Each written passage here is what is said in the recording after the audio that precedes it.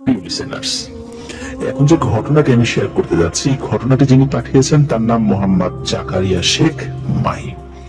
ওনার বাড়ি গাইবান্ধা জেলার গোবিন্দগঞ্জ উপজেলায়। তো এই ঘটনাটি উনি সংগ্রহ করেছেন ওনার এক বড় ভাইয়ের কাছ থেকে, যদিও বা সেই বড় ভাই নাম প্রকাশ করতে নিষেধ করেছেন। তো চলুন শুরু করি ঘটনা। এটা ঘটেছিল 2003 কি 2004 সালের দিকে। তো এই যে জাকারিয়া শেখ মাহি উনি যে বড় ভাইয়ের কাছ থেকে পাঠিয়েছেন, সেই বড় ভাইয়ের বাবারা ছিল 2 ভাই 6 বোন। এর মধ্যে ওনার বাবা ছিলেন ছোট ছেলে। তো ওনার বাবা লেখাপড়া ঢাকাতে করতেন। লেখাপড়া শেষ করে ওনার বাবা ঢাকাতে একটা নাম করা কোম্পানিতে ভালো পোস্টে চাকরি করতেন। ওনার দাদু ছিলেন একটু ধনী গোছের। তো ওনার দাদু মারা যাওয়ার কারণে জমি জমা বেশ অনেকই ছিল, সেগুলো ভাগাভাগি হয়ে গেল।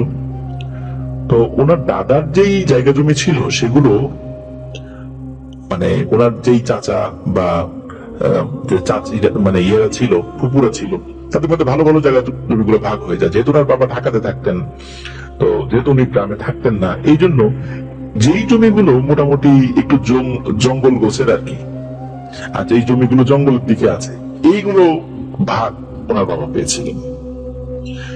তো জমিগুলো ভাগে পাওয়ার পর ওনার বাবা চিন্তা করলেন যে ঢাকায় তো সারা জীবন থাকা যাবে না, একটা সময় তো গ্রামে যেতেই হবে। এই কারণে উনি গ্রামে বাড়ি করার সিদ্ধান্ত নিলেন। তোমার বাবা যখন জঙ্গল পরিষ্কার করে বাড়ি তৈরি করার কাজ শুরু করলেন, তখন কিছু টুকটাক সমস্যা দেখা দিল। যেমন শ্রমিকরা যখন কাজ করার জন্য সিঁড়ি দিয়ে উপরে উঠে বা নিচে নামে, তখন নাকি কেউ তাদেরকে ধাক্কা দিত।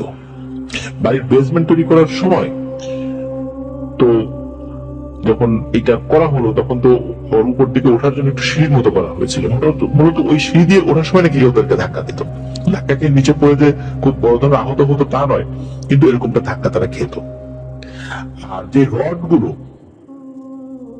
সেখানে লাগানো হয়েছিল, এই রড গুলো যদি কেউ নাড়ায় তখন এক ধরনের ঝনঝন ঝনঝন শব্দ হয়, এরকম শব্দ শোনা যেত। আর রাতের বেলা একাধিক মানুষের চলাফেরার শব্দ পাওয়া যেত, কারণ ওইখানে যে মিস্ত্রিরা কাজ করতো তারা রাতের বেলা ওখানে থাকার জন্য জায়গা করে নিয়েছিল, যারা মূলত এটা শুনত। এভাবে যখন শব্দ চলতে থাকলো, এদিকে যিনি এই বাড়ি তৈরি করছেন তিনি তো ঢাকায় থাকেন, তিনি উপস্থিত থাকেন না। ওখানে এক রাজমিস্ত্রি ছিল, তার আন্ডারে অনেকগুলো লোক কাজ করতো। এই রাজমিস্ত্রির নাম ছিল আব্দুল কুদ্দুস। মূলত এগুলো পাহারা দেওয়ার জন্য, এবং উনি বেশ ভালো এক্সপার্ট একজন লোক ছিল। তো এই আব্দুল কুদ্দুস সার্বিক দায়িত্বে ছিলেন। কিছু শ্রমিক থাকতো, কিছু শ্রমিক চলে যেত। একবার কি হলো, আব্দুল কুদ্দুস আছেন, ওই রাত্রে কোনো শ্রমিক নেই, তারা যে যার বাড়িতে গেছেন, পরের দিন সকালে আসবেন। পরের দিন সকালবেলা শ্রমিকরা এসে দেখে যে আব্দুল কুদ্দুস, তার দেহ মাথা থেকে কোমর পর্যন্ত বালির নিচে, নির্মাণ কাজ করার জন্য বালি স্তূপ করা হয়েছিল, সেই বালির নিচে কোমর থেকে উপরের অংশ মানে পায়ের তলা পর্যন্ত বাইরে বের করা আছে। এটা থেকে সবাই ভয় পায়, আর কোন শ্রমিক সেখানে কাজ করতে চায় না। বেশ কিছুদিন কাজ বন্ধ থাকে। তো যিনি বাড়ি নির্মাণ করছেন তিনি আসেন ঢাকা থেকে। হুজুর দিকে জায়গাটা বন্ধ করে দেওয়া হয়। তারপর আর কোনো সমস্যা হচ্ছিল না। মাসখানেকের মধ্যে বাড়ির সম্পূর্ণ কাজ শেষ হয়ে যায়। তারপর ওই বাড়ির সদস্যরা সেখানে বসবাস শুরু করেন। যিনি ঘটনা বলেছেন তিনি হলেন ওনার বাবা মায়ের একমাত্র সন্তান। ওনার রুমটা ছিল ওই বাড়ির একটা কর্নারে, আর ওনার মা বাবার রুমটা ছিল ডাইনিং রুম পার হয়ে। তারপর তো ওনার রুমে উনি দেখতেন যে মাঝে মধ্যেই যে আয়নাটা, ওনার রুমে যে আয়নাটা লাগানো ছিল সেটা কি হঠাৎ করে কালো হয়ে যেত। তো উনি মনে করতেন এটা ওনার চোখের ভুল। হঠাৎ এক রাত্রে উনি স্বপ্নে দেখেন যে ওনার পায়ের কাছে একটা কালো কুচকুচে অবয়বের মানে কেউ বসে আছে। ওনার চোখে চোখ পড়তে একটা অট্ট হাসি দিয়ে চোখের পলকে ওনার বুকের উপর চেপে বসে, আর ওনার মাথার চুল একটা একটা করে ছিঁড়তে থাকে। এক হাত দিয়ে ওনার চুল ছিঁড়ছে, আর এক হাত দিয়ে ওনার 2 হাত চেপে ধরে আছে। উনি যেন কোনো কথাই বলতে পারছিলেন না।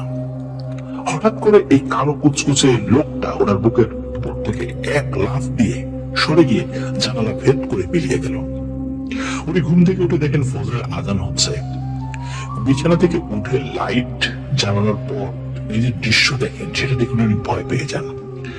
উনি দেখেন যে স্বপ্নে উনি দেখেছিলেন যে লোকটা ওনার পায়ের কাছে প্রথমে বসেছিল, আর সেখানে ছাইয়ের মতো কিছু কালো জিনিস পড়ে আছে।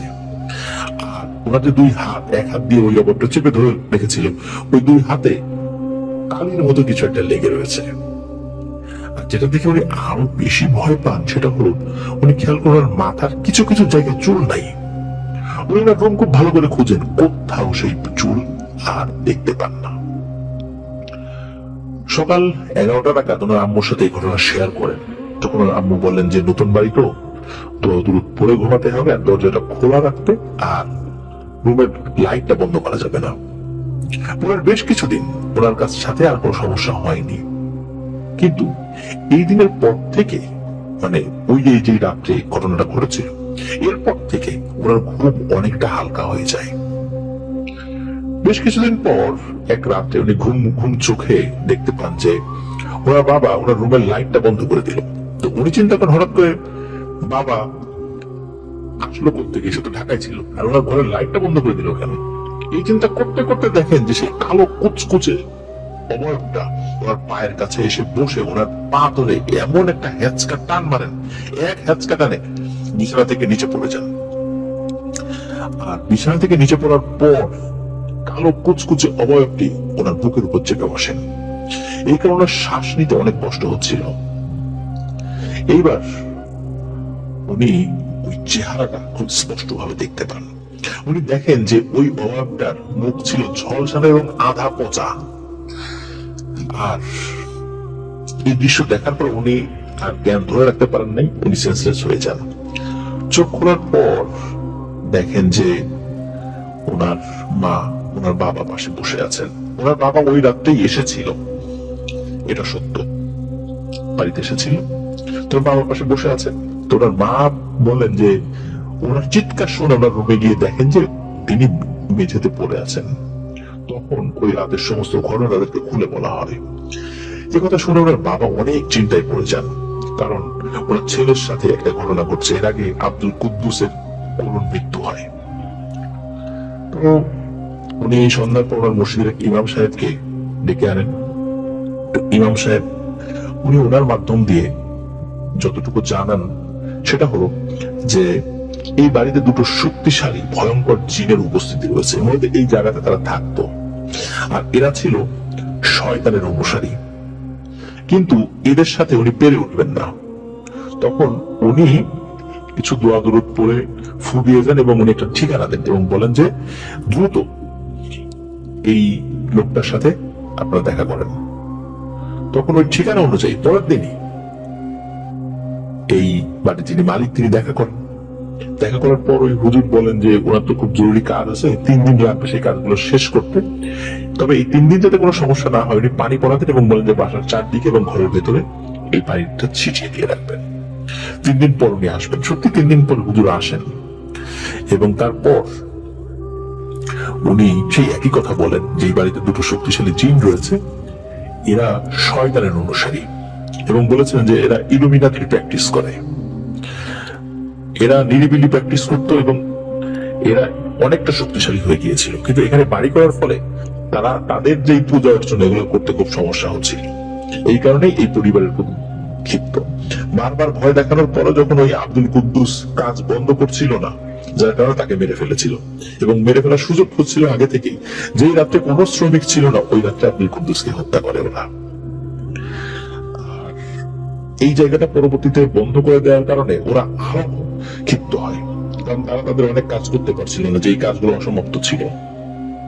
মূলত এই কারণেই এই বাড়ির সদস্যদের সাথে এই সমস্যা সৃষ্টি করছে। আর ওই রাত্রে যেই রাত্রে এই যে ভাই যিনি ঘটনা শেয়ার করেছেন আর কি, তো উনি বিছানা থেকে পড়ে গিয়েছিলেন এবং তার কিছুক্ষণ পরে যদি ওনার মা ওনার ঘরে না ঢুকতেন তাহলে তারও মৃত্যু হতো। এই হুজুর পরবর্তীতে বলেন যে কোন ঘরে বেশি সমস্যা হচ্ছে। বিশেষ করে ভাইয়ের ঘরে উনি ঢোকেন, দরজা বন্ধ করে অনেকক্ষণ অপেক্ষা করেন, বাইরে ওনারা ওয়েট করছেন। তো উনি ভেতরে বসে কি করছিলেন এটা দেখতে পান নাই। উনি প্রায় 1 ঘন্টা পরে 1 ঘন্টা সময় এরকম। এরপরে উনি ঘর থেকে বের হন। বের হওয়ার পরে দেখেন যে 2টো বোতল, প্লাস্টিকের 2টো বোতল। বলেন যে আমি এই জিন দুটিকে এই বোতলের মধ্যে বন্দি করেছি, ওরা কিছুতেই জায়গা ছেড়ে যাবে না। নিহায়াত বাধ্য হয়েই ওদেরকে বন্দি করলাম এবং আমার সাথে নিয়ে যাচ্ছি, আশা করছি আর কোনো সমস্যা হবে না। তো সত্যি এরপরে ওই বাড়িতে আর কোনো সমস্যা হয়নি, স্টিল নাও এখন পর্যন্ত তারা ভালো আছেন, সুস্থ আছেন। এটি ছিল ঘটনা। প্রিয় লিসেনার্স, আশা করছি ঘটনাটি আপনাদের ভালো লেগেছে।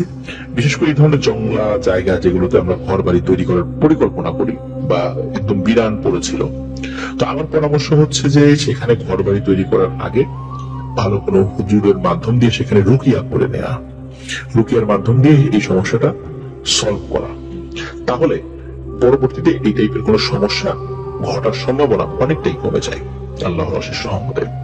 প্রিয় লিসেনার্স, আমাদের ঘটনা যদি ভালো লেগে থাকে তাহলে দ্রুত আমাদের চ্যানেল সাবস্ক্রাইব করে ফেলুন প্লিজ। আর যারা ইতিমধ্যে সাবস্ক্রাইব করে ফেলেছেন তাদেরকে অসংখ্য ধন্যবাদ, জাযাকাল্লাহু খাইরান।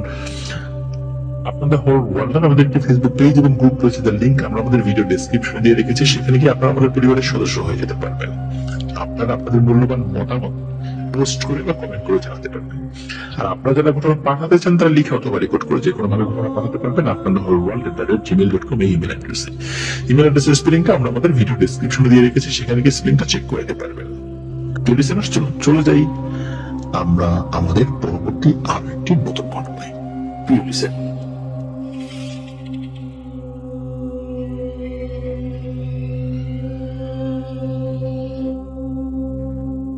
লিসেনার্স, এখন যে ঘটনাটি আমি আপনাদের সাথে শেয়ার করতে যাচ্ছি, এই ঘটনাটি আমাদেরকে পাঠিয়েছেন রাকিব হাসান। ওনার বাড়ি সিরাজগঞ্জ জেলার উল্লাপাড়া থানার পুটিয়া নামক গ্রামে।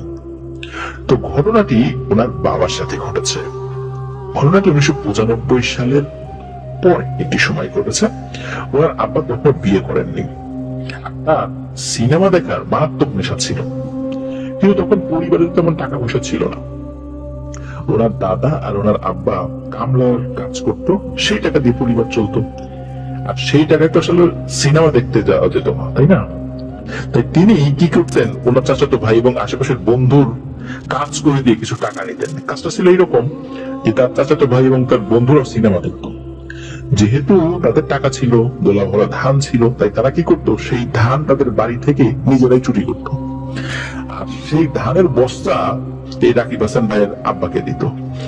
আর ওনার আব্বা মাথায় করে নিয়ে বাজারে গিয়ে সেই ধান বিক্রি করত। যখন বিক্রি করত, সেই বিক্রি করার টাকা থেকে ওনার আব্বাকে কিছু টাকা দিত। মূলত সেই টাকা দিয়েই ওনার আব্বা সিনেমা দেখত।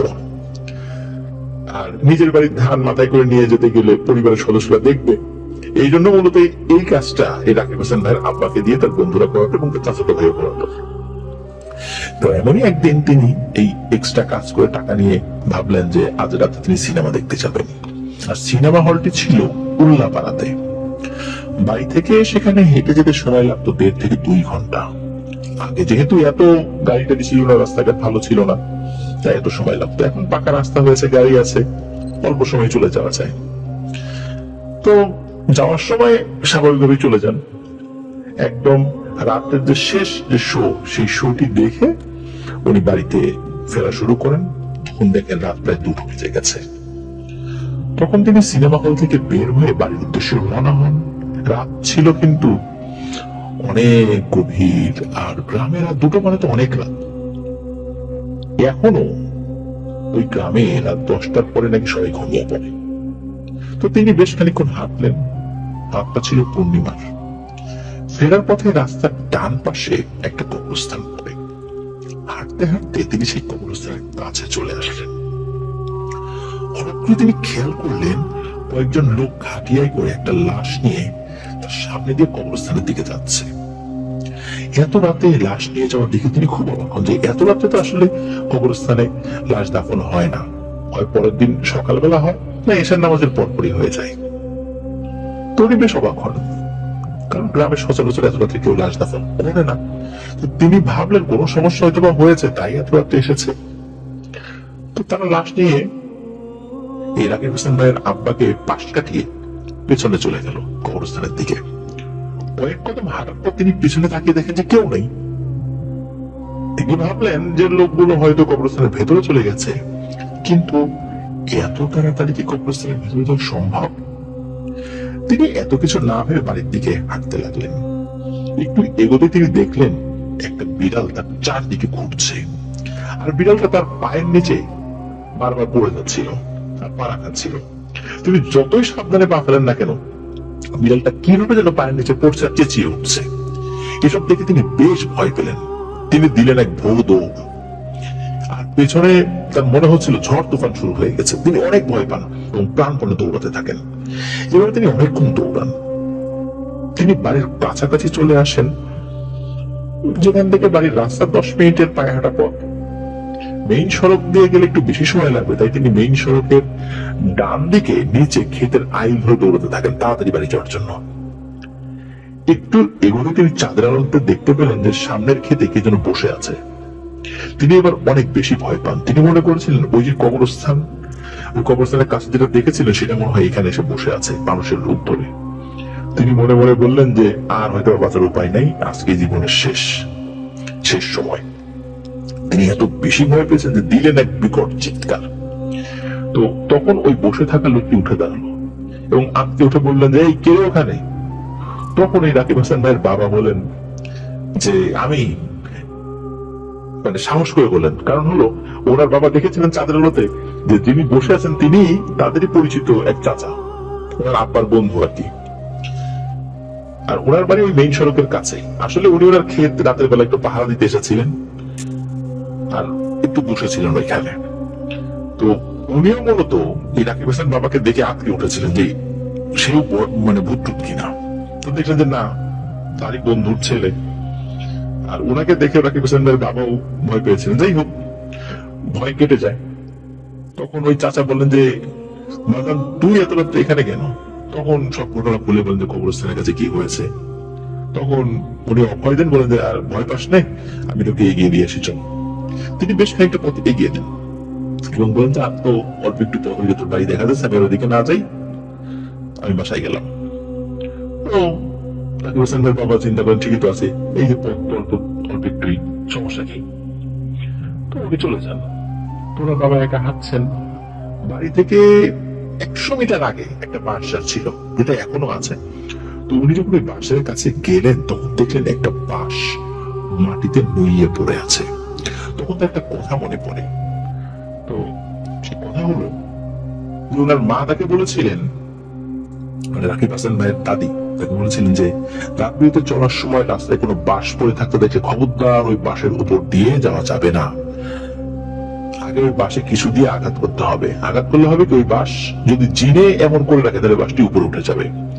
কিন্তু রাকিব হাসান ভাইয়ের বাবা এতটাই ভয় পেয়েছিলেন যে ওই বাঁশে আঘাত করার সাহস তিনি পাননি। তিনি ঘুরে অন্য রাস্তা দিয়ে বাড়িতে গেলেন। সবাই ঘুমিয়েছে ভেবে তিনি আর কাউকে ডাকেননি। আগে তো ওনাদের ছনের ঘর ছিল, তিনি তার ছনের ঘরে ঢুকে দরজা আটকে দেন। যেহেতু তিনি অনেক ভয় পেয়েছেন তাই কাঁথা মুড়ি দিয়ে শুয়ে পড়েন। হঠাৎ দরজার বাইরে থেকে কে যেন ভয়ানক গলায় বলে উঠলো, এবারের মতো কিছু করলাম না রে, বেঁচে গেলি। তিনি ভয় আরো জড়সড় হয়ে রইলেন। তারা রাতে ঘুম হয় নাই। সকালে তিনি সেই বাঁশের কাছে গিয়ে দেখেন ওই বাঁশটি আর নুইয়ে পড়া নেই। সেখানে ওই বাঁশ নুইয়ে পড়ার মতো কোনো চিহ্নও ছিল না। এই ঘটনার পর তিনি কিন্তু অসুস্থ হন নাই, সুস্থই ছিলেন। কোনো হুজুর কবিরাজও দেখান নাই, কারণ এই ধরনের ঘটনা গ্রামে হর হামেশাই ঘটতো। উনি এটি পরবর্তীতে সকলের সাথে শেয়ার করেছিলেন। তো এটি ছিল ঘটনাটি ছোট্ট, কিন্তু কবরস্থানের কাছে এসে হঠাৎ করে অদৃশ্য হয়ে যাওয়া, বিশেষ করে ওই যে বিড়াল, আমরা দেখি বিড়াল চারদিকে ঘুরছে, পা জড়িয়ে ধরছে, কিন্তু হাঁটার সময় বারবার ওই পায়ের নিচে পড়ছে এবং পায়ের নিচে পা রাখে আটকে উঠছে আর চিৎকার করছে বিড়ালটা। এরকম কিন্তু আমি ফার্স্ট কি করলাম, মানে আপনাদের সাথে শেয়ার করলাম। কারণ বিড়াল পথ আগলে দাঁড়ায়, চারদিকে ঘিরে দাঁড়ায়, আগাতে দেয় না, কিন্তু পায়ের নিচে বারবার পড়ে যাচ্ছে। এটা আমার মনে হয় আমি আগে কখনো বলি নাই। এটি ছিল ঘটনা। আশা করছি ঘটনাটি আপনাদের ভালো লেগেছে। আর ভালো লাগলে আমাদের চ্যানেল সাবস্ক্রাইব করে ফেলুন please. After the horror world আমাদেরকে ফেসবুক পেজ এবং গ্রুপ পোস্টের লিংক আমরা আমাদের ভিডিও ডেসক্রিপশনে দিয়ে রেখেছি, সেখানে গিয়ে আপনারা আমাদের পরিবারের সদস্য হয়ে যেতে পারবেন। আপনারা আপনাদের মূল্যবান মতামত পোস্ট করে বা কমেন্ট করে জানাতে পারবেন। আপনারা যারা ঘটনা পাঠাতে চান তারা লিখে হতে পারে, রেকর্ড করে যে কোনোভাবে ঘটনা পাঠাতে পারবেন afterthehorrorworld@gmail.com ইমেল অ্যাড্রেসে। আর ইমেল অ্যাড্রেসের স্পেলিংটাও আমরা আমাদের ভিডিও ডেসক্রিপশনে দিয়ে রেখেছি, সেখানে গিয়ে স্পেলিংটা চেক করে নিতে পারবেন। প্রিয় লিসেনার্স, চলে যাচ্ছি আমরা আমাদের এবারের এপিসোডের শেষ ঘটনায়।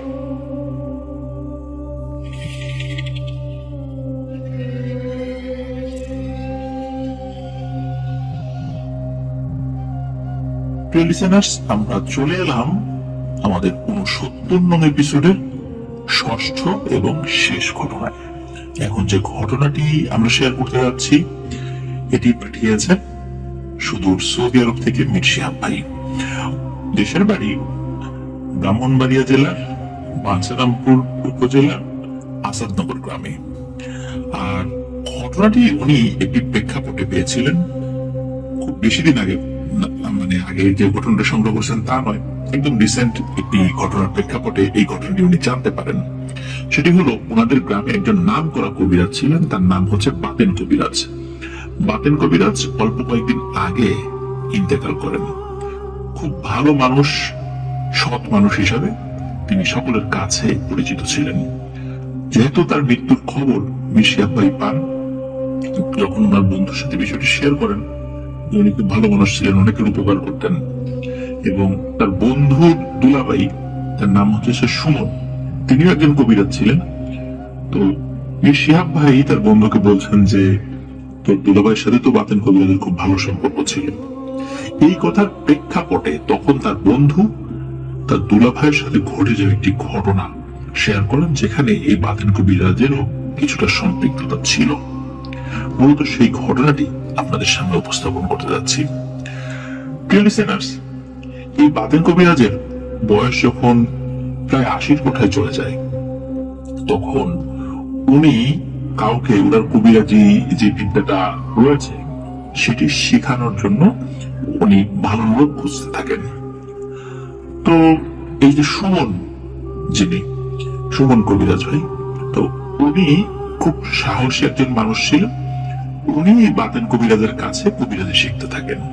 সবসময় ওনার সাথে থেকে কবিরাজি শেখা শুরু করেন এবং উনি মূলত বিভিন্ন গাছগাছরার ঔষধ এবং শরিয়া সম্মতভাবে রুকিয়া এই জিনিসগুলো করতেন সে বাতেন কবিরাজ। এবং এই বিষয়টি মূলত এই সুমন কবিরাজকে উনি শিক্ষা দিতে থাকেন। দীর্ঘ সময় ধরে ওনার সাথে থাকার ফলে তিনিও খুব ভালো মানের একজন কবিরাজ হয়ে উঠছিলেন। যেহেতু বাতেন কবিরাজের বয়স হয়ে গিয়েছিল, সব জায়গায় যেতে পারতেন না, এই কারণে এই সুমন কবিরাজকে তিনি বিভিন্ন জায়গায় পাঠাতেন, সেই প্রবলেমগুলো উনি সলভ করে আসতেন। আস্তে আস্তে জিন ভূত তাড়ানোতেও তার একটা ভালো দক্ষতা চলে আসে, মানে সুমন কবিরাজ ভাইয়ের। একবার কি হয়, উনি ওনার যে গ্রাম, সেই গ্রাম থেকে ওই নবীনগর উপজেলার মাইকছাড়া নামে একটা জায়গা আছে, সেখানে রুগী দেখতে যান। তো সেখান থেকে ফেরার পথে একজন লোকের সাথে তার দেখা হয়। সেও স্থানীয় একজন লোক, সেও একজন তান্ত্রিক গোছের আর কি লোক। লাল টাইপের ড্রেস পরা, মাথায় লাল পাগড়ি, শরীরে লাল ফতুয়ার মতো লম্বা একটা পাঞ্জাবি মতো একটা বানিয়ে রেখেছে, আর লাল লুঙ্গি, গলায় বিভিন্ন ধরনের মালা। তো ওই লোকটি এই সুমন কবিরাজ ভাইকে বলছে যে, সুমন শোনো, তোমার সাথে আমার কথা আছে। সুমন কবিরাজ ভাই ওনাকে বিভিন্ন সময় দেখেছেন, তবে ওইভাবে কথা হয়নি তার সাথে। তো সেই লোকটি সুমন কবিরাজকে বলছে যে, তুমি তো আসলে খুব সাহসী একজন মানুষ, তো তুমি কেন তোমার এই সাহসটাকে কাজে লাগিয়ে নিজেকে আরো ক্ষমতাশালী করছো না? অর্থ, বিত্ত, সম্মান সবই তো তুমি পেতে পারো। তুমি ওই বাতেনের সাথে থেকে তেমন কিছু শিখতে পারবা না, তোমার মধ্যে অপার সম্ভাবনা রয়েছে। আমার কথা শোনো, আমি তোমাকে এমন কিছু পরামর্শ দিব, সেই অনুযায়ী যদি কাজ করো তাহলে তুমি অনেক ক্ষমতাশালী হবা। অনেক শক্তিশালী জিন, দৈত্য দানবের মতো যেগুলো জিন রয়েছে, পিশাচ, এগুলো তোমার বশীভূত হয়ে থাকবে। অনেক অসাধ্যকে তুমি সাধন করতে পারবে। ক্ষমতা কে না চায়? যেহেতু তুমি এই লাইনে কাজ করো, অবশ্যই তোমাকে ক্ষমতাশালী হতে হবে, তা না হলে তো অন্য জিনেরা তোমাকে অ্যাটাক করবে, কারণ তুমি জিন ভূত তাড়ানোর কাজ করো। এই সমস্ত কথা শুনে সুমন কবিরাজ ভাইও মানে কনভিন্সড হয়ে যান তার কথায়। যে আসলে তো তাই, আমি কি শিখতেছি এতদিন ধরে, তেমন তো কোনো ক্ষমতা অর্জন করতে পারলাম না, শুধু এই গাছটার কিছু ওষুধ আর হচ্ছে ঝাড়ফুঁক আর টুকটাক দিন ঘুরতে আনো, এটা দিয়ে তো চলবে না, আরো বড় কিছু হইতে হবে, আমাকে ধনী হতে হবে। এই যে লোভ, এই লোভটা তার মধ্যে ঢুকিয়ে দিতে সক্ষম হন ওই যে তান্ত্রিক। তখন তিনি বললেন যে তোমার ফোন নাম্বার দিয়ে দাও, তোমাকে আমি কল দিব, কল দিয়ে তুমি আসো আমার বাসায়। তোমার ফোন নাম্বার দেন। বেশ কয়েকদিন পর ওই তান্ত্রিক তাকে ফোন দিয়ে জানান আজকে রাত্রে তুমি আমার বাসায় আসো, তোমাকে কিছু জিনিস দেখাবো। সুমন কবিরাজ ভাইও বেশ সরল মনে তার বাড়িতে যান। তো দেখেন যে তিনি আগুন টাগুন জ্বালিয়ে বিভিন্ন হাড়, কয়লা, বিভিন্ন পশুর চামড়া, বিভিন্ন পশুর খুলি, মাথার খুলি আর কি, এই সমস্ত জিনিস দিয়ে বিভিন্ন ধরনের তন্ত্রমন্ত্র প্র্যাকটিস করে ওই সুমন কবিরাজ ভাইকে দেখান, এবং উনি বেশ কিছু অদ্ভুত জিনিস দেখান, যার ফলে সুমন কবিরাজ ভাই আরো কনভিন্সড হন। তখন একটা পর্যায়ে ওই কবিরাজ সুমন কবিরাজ ভাইকে বলেন যে তুমি আমার থেকে আরো অনেক শক্তিশালী হতে পারবা, আমার তো বয়স হয়ে গেছে আর অত সাহসও নাই, কিন্তু আমি চাই যে তুমি এই জিনিসটা শেখো, এই কাজটা করো, অন্তত আমার গ্রামের গৌরব হবো বা আমাদের অত 10 গ্রামের গৌরব হবা তুমি। তো এইভাবে তাকে বিভিন্ন ধরনের কথা বলে তাকে তো ফুলিয়ে ভাবিয়ে সেইভাবে মানে তাকে কনভিন্স করে ফেলে। সুমন কবিরাজ ভাইও যে কোনো কাজ করতে রাজি হয়ে যান। ওই দিনের মতো বিদায় নিয়ে তিনি ফেরত আসেন। এদিকে কি হয়, পরের দিন সেই বাতেন কবিরাজ সুমন কবিরাজ ভাইকে খবর পাঠান জরুরি ভিত্তিতে তাকে দেখা করার জন্য। তো সুমন কবিরাজ ভাইও বাতেন কবিরাজ সাথে দেখা করতে যান। দেখে যে বাতেন কবিরাজ খুব মুখ ভার করে আছেন, সুমন কবিরাজ ভাইয়ের সাথে ভালো করে কথা বলতে চাচ্ছেন এবং খুব রাগ তার উপরে। তো সুমন কবিরাজ ভাই বলেন যে আপনার এই রাগের কারণটা কি? তখন ওই বাতেন কবিরাজ বলেন যে আমার সাথে থাকা জিনেরা আমাকে খবর দিয়েছে যে তুমি যে কাজ করতে যাচ্ছ এটা ঠিক হচ্ছে না, তুমি কালো জাদু শিখতে যাচ্ছ।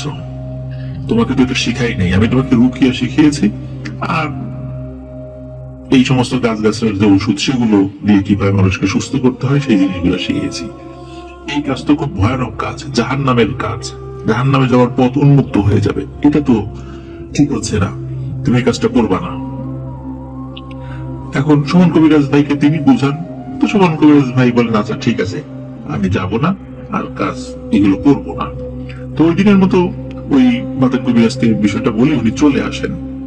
কিন্তু চলে আসার পর উনি চিন্তা করেন যে বাতেন কবিরাজ নিজে এত ক্ষমতাশালী তো হতে পারে নাই, আমাকে এই কারণে নিষেধ করছে যাতে করে আমি এত ক্ষমতাশালী না হই। তো উনি বিষয়টা আসলে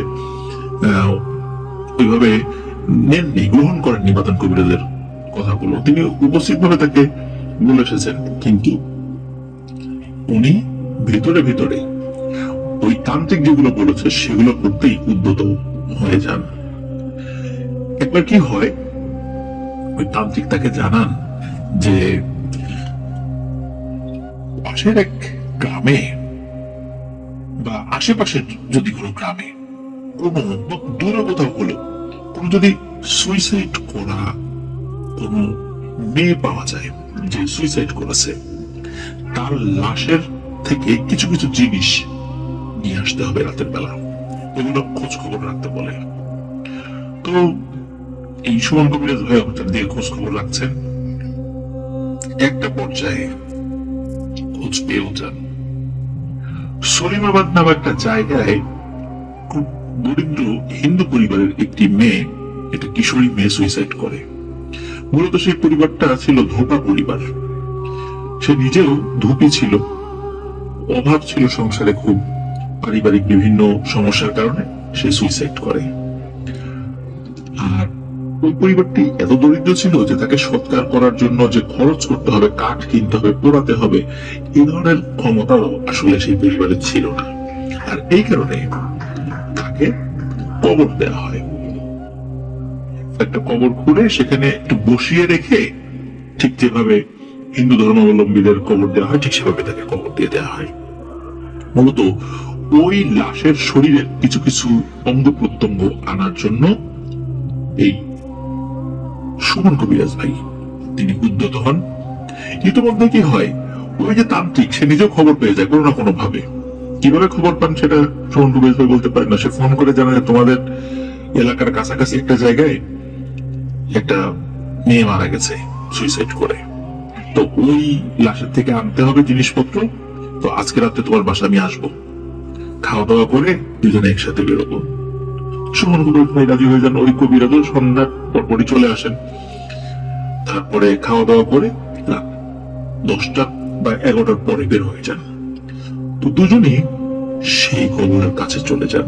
কবরটা আগের থেকেই এই সুমন কবিরাজ ভাই শনাক্ত করে রেখেছিলেন। তো একটা জায়গায় এসে ওই কবিরাজ বলে আমি এখন আর যাবো না, তুমি যাও, তুমি যাও, আর যাওয়ার সময় কিন্তু অনেক কথা শুনবা। তোমার পরিচিত লোক মানে পরিচিত লোক যারা আছে তাদের কণ্ঠ ধরে তোমাকে ডাকবে। আর এইসব বিষয়ে তো সুমন কবিরাজ ভাই জানাই ছিল। সে কবিরাজ মানুষ, সে জানে না যে রাতের বেলা এইসব কাজ করতে গেলে পরিচিত লোকের কণ্ঠ ধরে ডাকে, পরিচিত লোকের অবয়বে এসে হাজির হয়, এগুলো তোমার জানা ছিল। তখন উনি বলছেন ওই তান্ত্রিককে যে এগুলা আমার কাছে মানছে, এগুলা কিছুই নেই, এগুলো আমাকে বলে লাভ নাই, এসব করে কেউ আমাকে ভয় দেখাতে পারবে না, কি করতে হবে বলেন। তখন বলে যে তুমি ওই কবরটা ঘুরে ওই মেয়ের বাম হাতের 5টি আঙ্গুল কেটে নিয়ে আসবা, ধারালো একটা ছুরিও দিয়ে দেন, এবং বলেন যে আর এক হাতের শুধু নখ নিয়ে আসবা আর মাথার চুলের কিছু অংশ কেটে নিয়ে আসবা, জাস্ট এতটুকু। তো সুমন কবিরাজ ভাই যথারীতি সেখানে যান। ঠিক একই রকম ভাবে পেছন থেকে বিভিন্ন শব্দ কিন্তু তিনি শুনতে পাচ্ছিলেন, কিন্তু এগুলোতে ওনার কোনো ভ্রুক্ষেপই ছিল না। ওরা এগুলো শুনে উনি মনে মনে হাসছিলেন যে এগুলো করে আমাকে ভয় দেখানো সম্ভব নয়।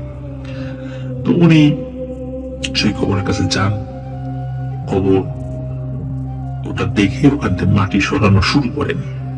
তো একটা পর্যায়ে ওই লাশটা বের হয়ে যায়। তো একদিনের ব্যবধানে আসলে কবরটা খোঁড়া হয়েছিল আর কি, এই জন্য লাশের গায়ে কোনো পচনও ধরে নাই, সবকিছু স্বাভাবিক ছিল। তো উনি ওই যখন আঙ্গুল কাটা শুরু করবেন তখন মনে হলো কেউ কানের কাছে ফিসফিস করে বলছে, শোন, খুব খারাপ কাজ হচ্ছে, কিন্তু এটা খুব খারাপ কাজ, করিস না, করিস না, বাড়ি যা, বাড়ি যা, কিন্তু খুব খারাপ হবে, বাড়ি চলে যা। কিন্তু উনি চিন্তা করছিলেন যে এই সমস্ত মায়া জালে তাকে ফেলা সম্ভব নয়। উনি ওনার কাজ করছিলেন এবং উনি চিন্তা করছেন আমাকে আরো ক্ষমতাশালী হতে হবে। উনি যথারীতি সব কাজগুলো করেন, আঙ্গুল কাটেন, আর এক হাতের নখ কাটেন শুধু, তারপর মাথার চুলের কিছু অংশ কাটেন। তারপর আবার কবরটি ঢেকে চলে আসতে যখন যাবেন তখন হঠাৎ করে দেখেন যে কবরের ভেতর থেকে কেউ তার হাত টেনে ধরেছে।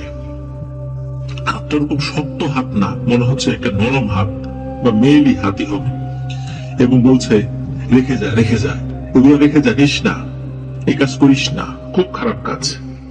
তো উনি মানে ওনার মতো করে রিচুয়াল শুরু করেন এবং হাত ছাড়িয়ে নেন। ছাড়িয়ে নিয়ে ওই কবরের উপর মাটি দিয়ে উনি ওনার মতো করে আগাতে থাকেন। বেশ দূরে ওই কবিরাজ অপেক্ষা করছিল। ওই কবিরাজের সাথে দেখা হয়। কবিরাজ বলে তুমি কি সবগুলো কাজ করতে পারছো? বলে হ্যাঁ, করতে পারছি। দাও আমার কাছে সব জিনিসগুলো দিয়ে দাও। উনি সরল বিশ্বাসে সেই জিনিসগুলি তাকে দিয়ে দেন। যখন দিয়ে দিয়েছেন তখন কবিরাজ বলে যে এটাই ছিল সবচেয়ে কঠিন কাজ, আর যে কাজগুলো সেগুলো খুব সহজ, ওগুলো আমি আমার মতো করে নিব, আমি তোমাকে ডাকবো পরে, তারপর তোমাকে আরো অনেক কিছু শিখিয়ে দেবো, এবার বাড়ি চলে যাও। তো সুমন কবিরাজ ভাই ওই রাত্রে বাড়ি চলে আসেন। প্রতিমধ্যে তেমন কোনো সমস্যা হয়নি।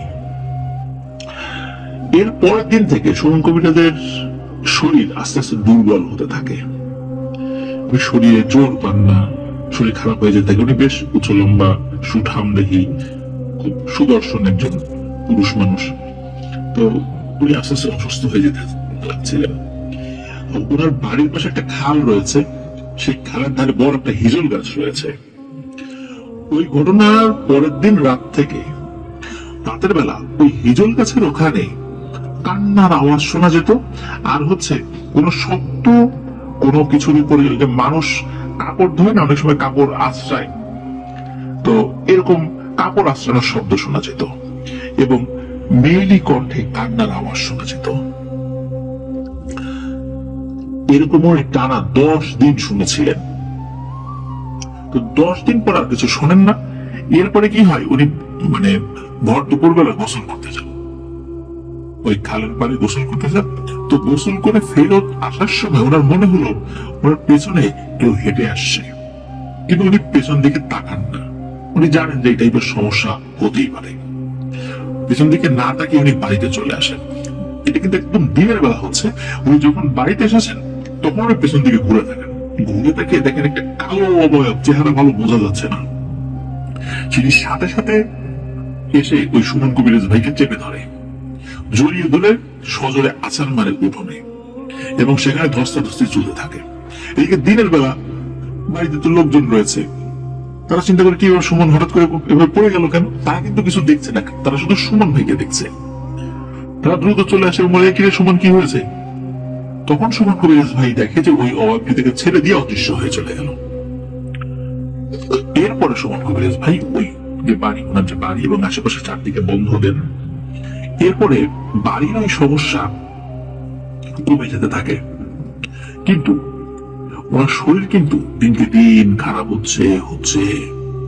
তো উনি বুঝতে পারেন যে এই সমস্যা আরো হয়তোবা বেশ কিছুদিন চলবে, কিন্তু উনি যেহেতু কবিরাজ ছিলেন, এগুলোর থেকে উদ্ধার পাওয়ার সব ধরনের কলা কৌশল তিনি জানতেন, কিভাবে রুকিয়া করে এই জায়গাগুলো থেকে বেঁচে আসতে হবে।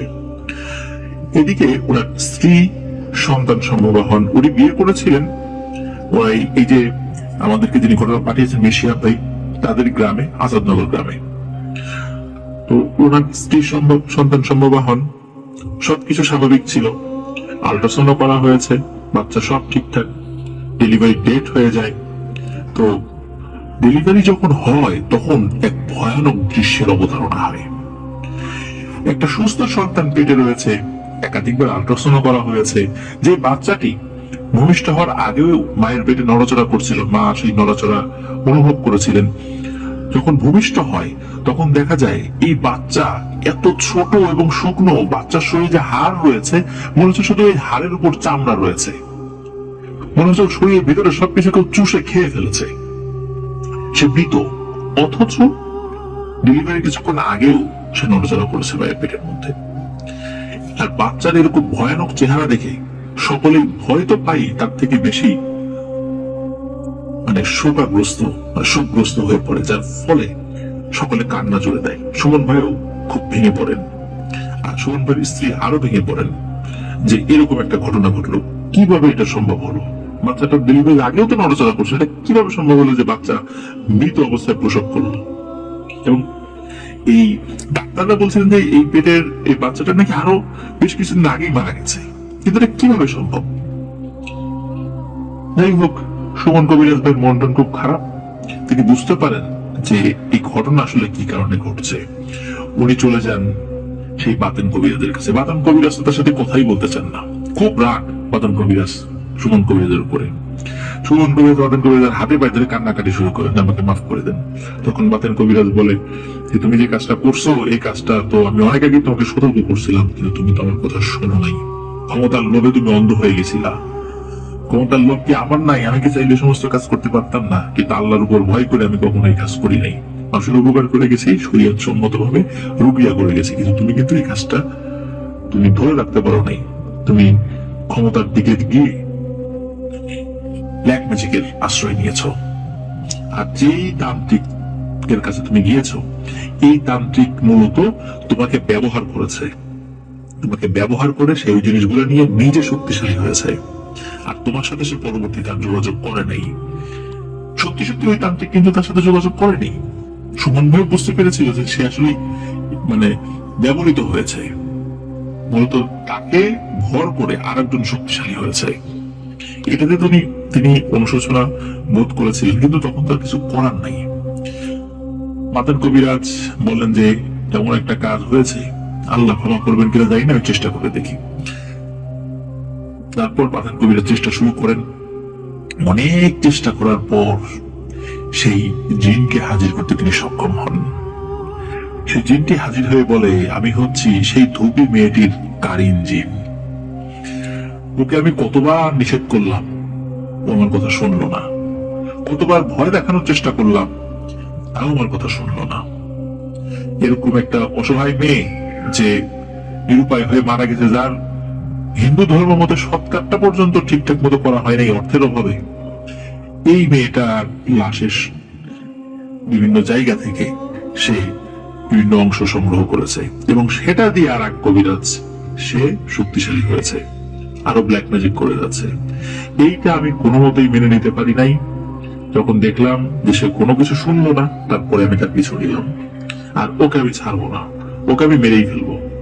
মাতেন কবিরাজ বলে সে ভুল করছে, অন্যায় করছে, তার কিছু করো না, ছেড়ে দাও।